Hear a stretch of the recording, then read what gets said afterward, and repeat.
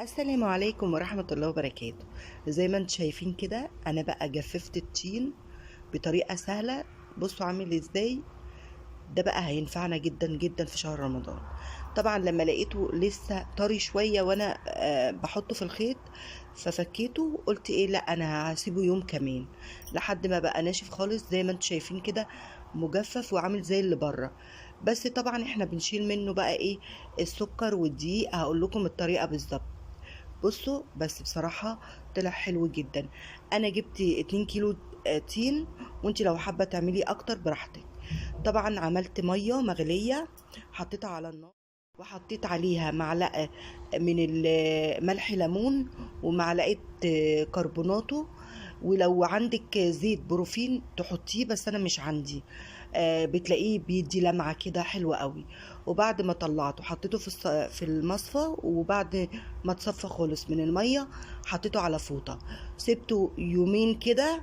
وبعد كده ايه، حطيت شوية نشا مع سكر بودرة، بحيث ان هو هيمتص السوائل اللي جوه في قلب التين.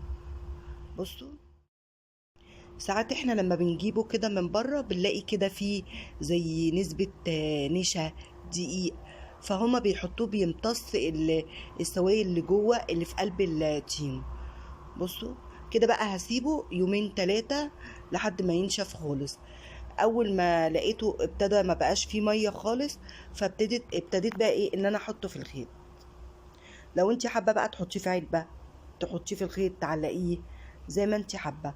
انا بشيل منه الدقيق والنشا. بصوا جميل قوي قوي قوي، طعمه تحفه. الحاجات دي على فكره بتبقى غاليه ايام شهر رمضان، غاليه جدا. فانا من ساعه ما السنه اللي فاتت لقيتها غاليه، فانا قلت لا، انا ان شاء الله هجفف المشمش وهجفف التين. طبعا ما لحقتش المشمش ما بيقعدش. ان شاء الله هعمل بقى الزبيب، اعمله وهنزله لكم. الحاجات دي بتوفر معانا جدا في شهر رمضان. انا عملته كده زي ما انتم شايفين. انت لو حابه بقى تحطيه في علبه، بس انا لقيته ايه، بصوا طري شويه فسبته تاني. قلت بقى لا، انا هسيبه شويه كمان. سبته يوم كمان ونشف. انا سايباه قدام المروحه، ما سبتوش في الشمس. يعني انا قدام المروحه. وممكن كمان تجففيه شويه في الفرن وتطلعيه، وبعد كده ايه، تحطيه قدام المروحه، هينشف معاكي على طول. بصوا زي البره ولا لا. بجد حلو جدا جدا وهيوفر معاكي. بتمنى فعلا تجربوها. ما شاء الله وفر معايا جدا يعني بصراحة. انا بقى عايزة اعمله الايام ديت واحطه على زيت زيتون واديه لولادي الصبح، بيقولوا عليه حلو جدا جدا جدا. طبعا سورة التين والزيتون دي بصوا فوائدها كتيرة جدا. فان شاء الله انا هعملها لولادي، زيت الزيتون مع التين. بصوا طري ازاي.